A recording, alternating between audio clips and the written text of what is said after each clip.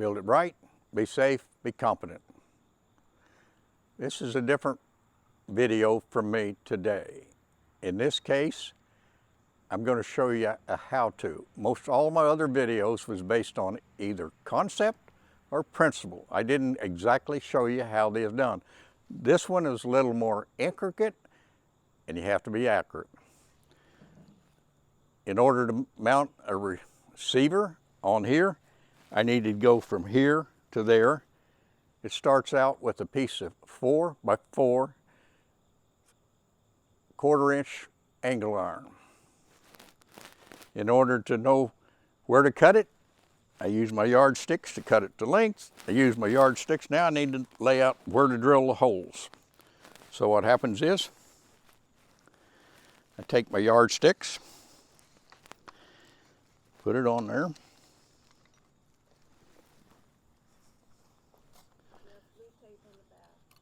I'll show them that.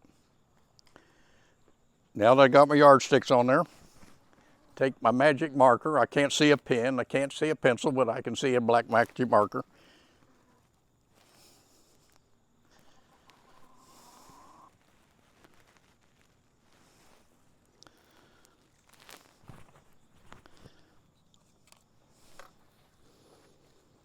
Now, what I have a yardstick, knowing exactly where the holes go. I take that, knowing exactly where the holes go. I come over here, lay it up on there, take my speed square,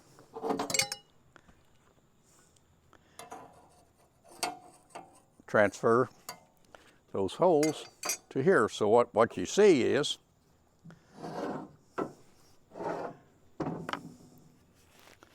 we'll turn it around like this.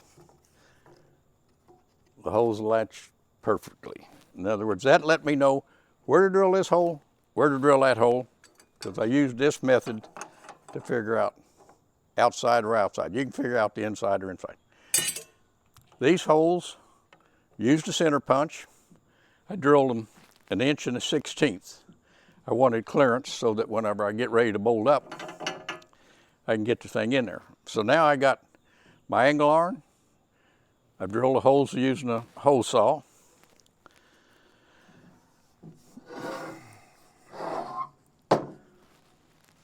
Get my bolts ready.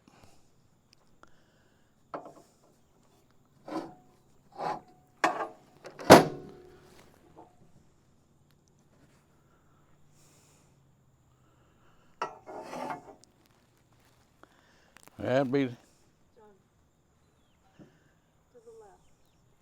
Got it. Somebody come to my rescue. So now I get the bolts, drop the bolts in there, get a nut ready. Because what you're going to do now is, your piece of angle iron that you cut, you're going to come over here,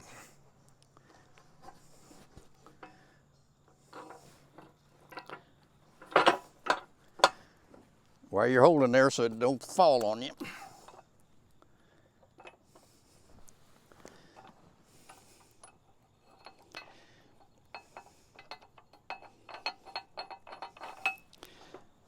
That's my safety, so it won't fall on my foot.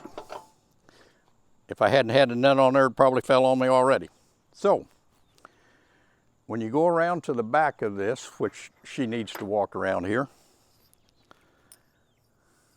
Okay, in the back, once you get the washers, 1-inch ID, 2 1/4-inch OD washers, have to flatten one side. You come on here, because of the way it mounts.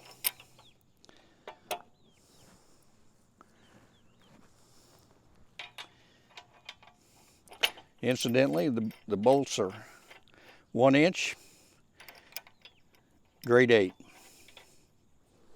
1 inch, grade 8.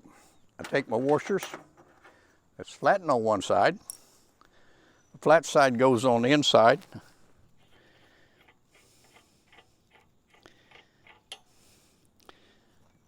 In order to clear the main frame and deliver the pressure where I want on the tractor.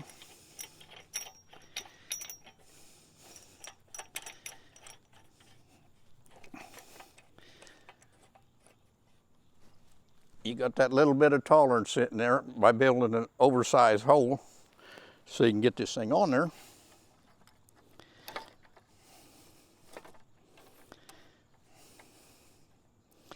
Now I got a head start.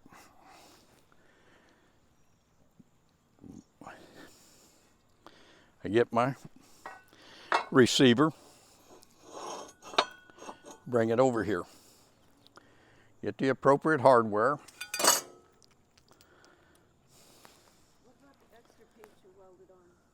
No, that comes later.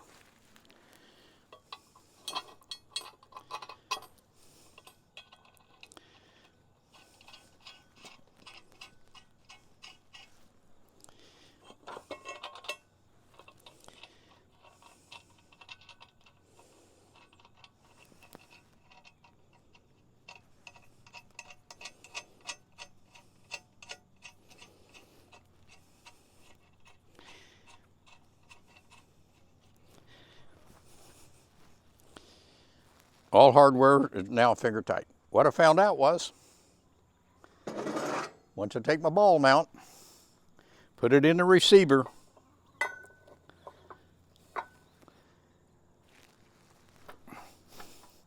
it flexed.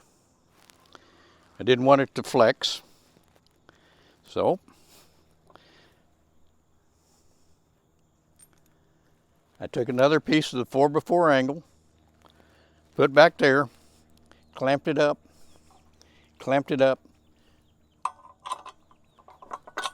drilled the holes. Now I got 4 bolts holding the receiver so I can mount my ball mount. Now what happens with the tractor or whatever, I'll let it down just a little bit.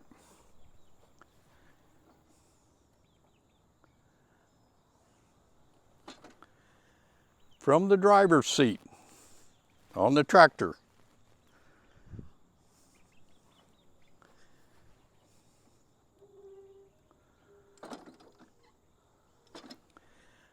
I can see the ball. I need to hook onto a trailer like that, need to hook on any other thing. While I'm in the seat, I can see this ball drive up to it. So what it takes to make this thing work, you had to use the existing holes in the tractor, and I did that, and I'll show you how I did it with 2 yardsticks, measure the holes. Got the angle iron, appropriate strength. I took one of the cutoffs and I put back here. What that let me do, it strengthened that, reduced the flex considerably. So I still wouldn't want to pick up a trailer with this ball mount that weighed, where the tongue weighed over 300 pounds. Some of the trailers my brothers got, the tongue weight is over 1,100 pounds. You'd never try to move it. So what we got now is a way to do the job. You can do a lot of things with that there. The other accessories that I got that goes in there. This is not one of them, too big. Be right back.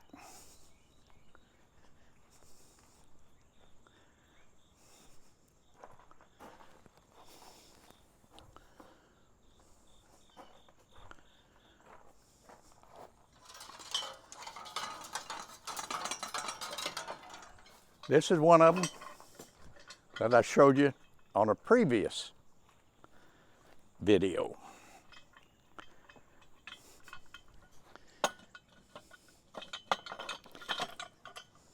Now, it's not necessarily designed for moving a trailer out here, but I can use it for other devices. Now, once I got this in the receiver, this receiver also has a back in it. You can't go through the back. I got others that you can go right on through, but you don't.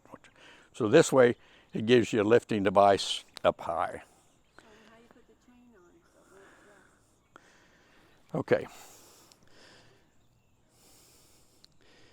Before I put this on there, then guess what I found out was? I still wasn't a happy camper. I went to all this work, and so what did I have to come up with? I wanted something totally eliminate the flex.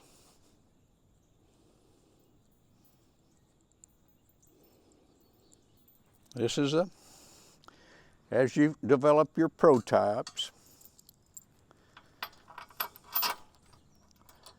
well, I guess I better put the chain on.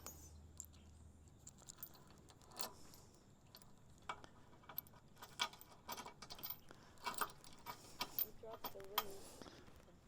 That's fine.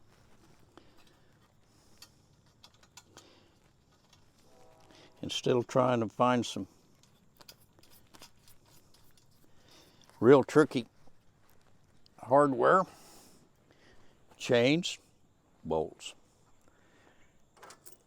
Once you figured out how long the chain had to be, then you cut it to the appropriate length. As you noticed on all of these, when I put something on the tractor, I double nut it. So now, put the chain through there.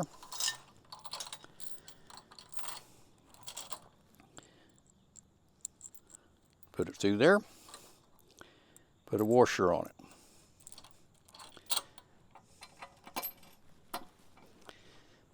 Come down here. It sticks through the appropriate distance so you can get your hardware on there.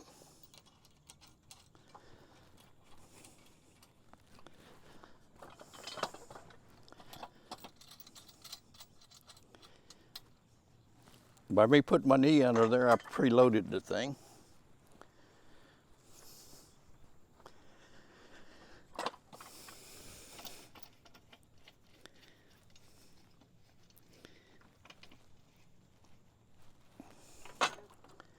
By putting the chain on here,